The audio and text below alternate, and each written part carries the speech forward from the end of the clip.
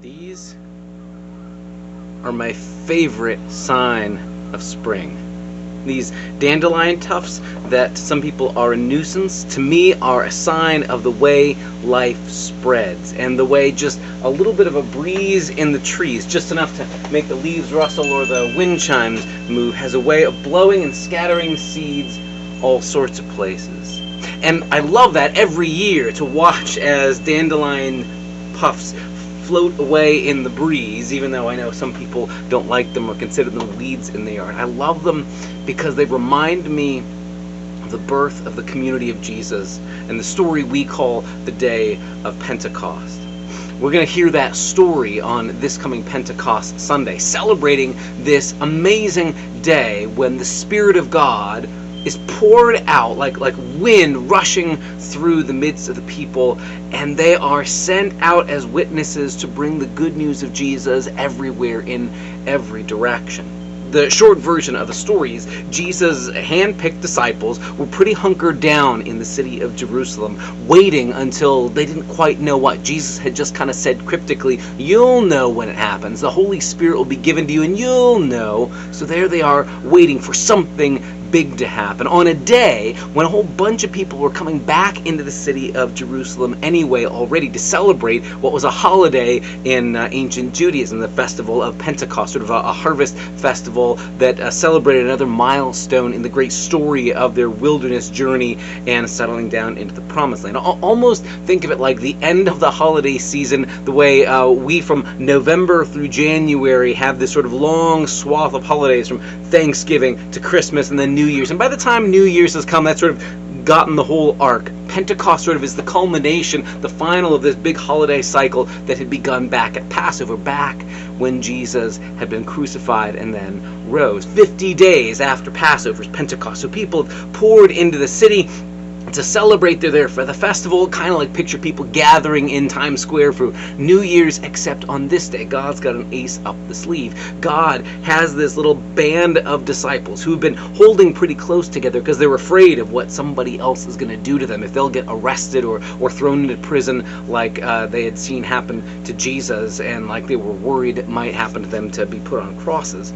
And they're all hunkered together, almost like the dandelion tufts on that white wisp of a dandelion. And then the wind blows through them, the sound of a rush of a violent wind, and all of a sudden the place is shaken. And each of these guys who'd been hunkered down together, the initial community of Jesus' followers, now is empowered to speak. And everybody gathered in the city who comes from different nations, different languages, different cultures, all who've come back to the city because they have this Jewish faith in common, but have been scattered to the nations that speak in different languages and come from different cultures now.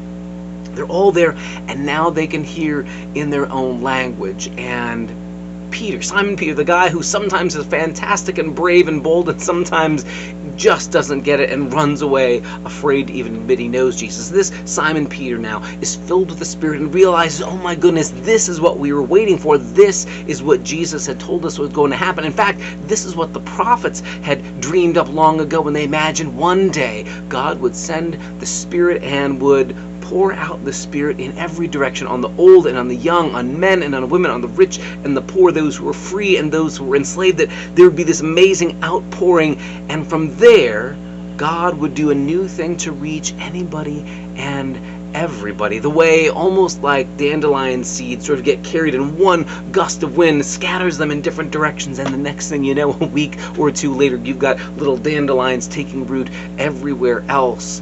The early church moved like that because they were willing to let themselves be carried in new directions and to be surprised, to let God's kind of power, God's kind of life not come in conquering and crushing and dominating, but sort of spreading and taking root like a dandelion that some might look at as a weed, but others might see as a sign of resilience and life and vibrancy. The challenge for us is to see where the Spirit of God might be leading us from this moment and this place. Because it's never just to stay the same. It's never just to be self-contained in our own little circles and never move. It's always about where will the Spirit guide us and lead us as church, as congregation. How do we reach out from beyond our walls to our neighbors around us, whether it's offering shelter for folks who are homeless and reaching out to welcome them, or providing meals for homeless families, or growing food in our church vegetable garden for the local food pantry, the way we'll reach out to kids in our community over the summer at Vacation Bible School, the ways we reach out and share our faith. All these are ways we might be sent out beyond our doors, beyond that little stem that's the nub of the dandelion blossom, to be scattered in different directions as the Spirit leads us. I guess that's the other thing that can be scary but beautiful about being people who are led by the Spirit, is recognizing we're not in control. It's the gust of wind that sort of determines it's going to carry this tuft of dandelion fluff over here and that one over there, and you can't quite plan it or mark it out. It's not like planting vegetables in your garden in neat little rows with right angles and straight lines. When the wind blows through the dandelions, you end up with life scattering in all sorts of different directions. I wonder what it would look like if we were willing to allow God to do that and to move in new ways among us too. We might find ourselves surprised at what kinds of things God is up to among us, how God moves in ways we didn't expect it, if we are willing to allow the Spirit to carry us, to go in new directions, to try new things, to reach new people, all with that joyful vibrance of God's going to do something amazing moving through us. In a time like ours, where it is easy to want to be able to plan and predict and to exactly chart out, this will happen, this will happen, this will happen, all in our time frame and all in our time scheme, it can be challenging to let God direct and move and carry us in ways we didn't expect or anticipate. That's what the church has been doing from the beginning at our best. It's when we stop pretending we're in control and let ourselves be carried where the Spirit will lead us to share the good news of Jesus that brings people to life in all sorts of directions. In the course of this week, the Spirit's going to be leading you and me and all of us individually and in community. That's what it is to be the followers of Jesus. That's the story we're going to be telling this coming Sunday, and we invite you to gather with us, not to stay put inside the church walls, but to stay there just for long enough to hear the Spirit stir and move among us like the wind in the trees, and then scatter us and send us in new directions. Join us for that conversation on Sunday. See you then.